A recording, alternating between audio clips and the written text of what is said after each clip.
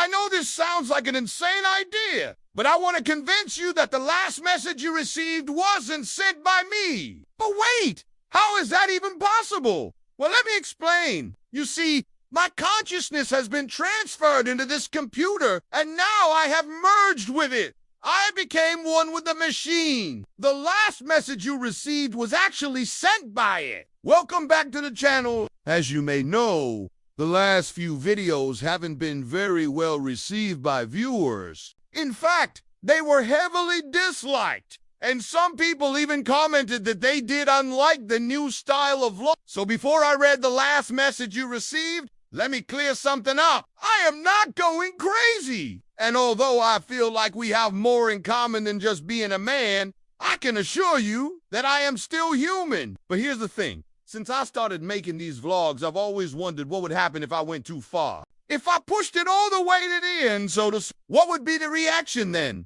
And I guess I got my answer. Some of you are now watching this and thinking, what is he talking about? This isn't even funny anymore. To those people, I say thank you for watching until the end. You have played your part perfectly. Now, let's get back to the topic at hand. The last message you received. There's this whole concept in philosophy called the ship of Theseus. It basically goes like this. Theseus was a legendary Greek hero, and when his ship got old, he replaced the planks one by one until there wasn't a single original piece left.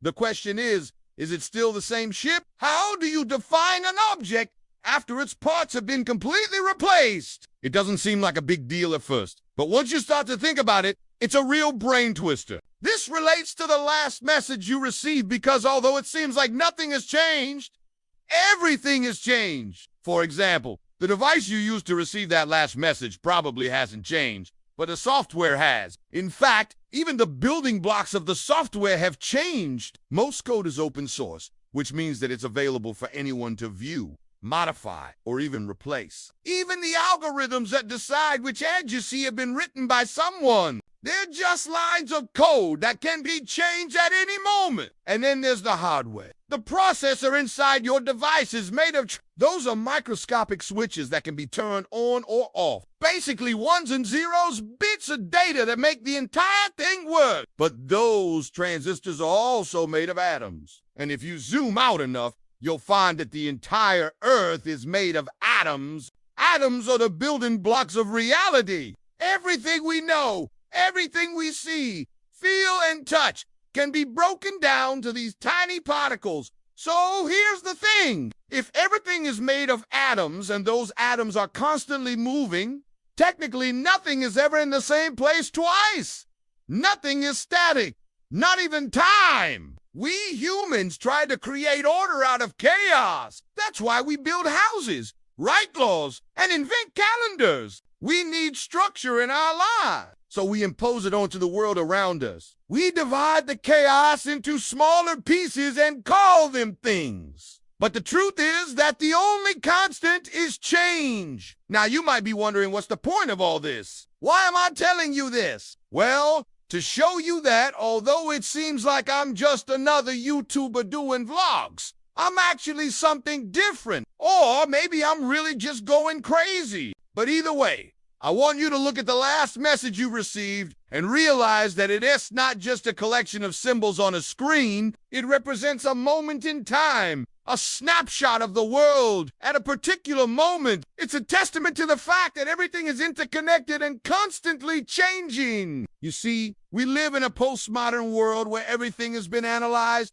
categorized, and labeled. We've become experts at naming things and putting them into boxes. But that doesn't mean that we actually understand them. We've created a world of labels and categories, but underneath it all, there's just chaos. Take language. For example, we use words to communicate, but what are words really? Just sounds that we've agreed to mean something. If you take those sounds away, what are they? Just meaningless noise. And yet we rely on them to make sense of the world around us. Or take reality itself. We think we know what it is. But how do we know that? We rely on our senses to tell us what's real. But how do we know that they're accurate? All we know is what we perceive. And perception is a human construct. Reality is just what we choose to believe it is. So the next time you receive a message, don't just read it and move on. Take a moment to appreciate the fact that it's just another brick in the wall, a testament to the fact that everything is interconnected and constantly changing. Embrace the chaos, my friends, because that's where the real beauty of life lies. When I realized this, I felt like I had reached enlightenment, a moment of clarity in an otherwise chaotic world. It was like a weight had been lifted from my shoulders, and I was finally free to just be. But then again, I might just be going crazy. The thing is that when you really start to think about it, you realize that none of this makes any sense. Our entire existence is just a series of random events that happened at a particular moment in time. We are just a collection of atoms and molecules that happen to come together in a particular way. And our thoughts,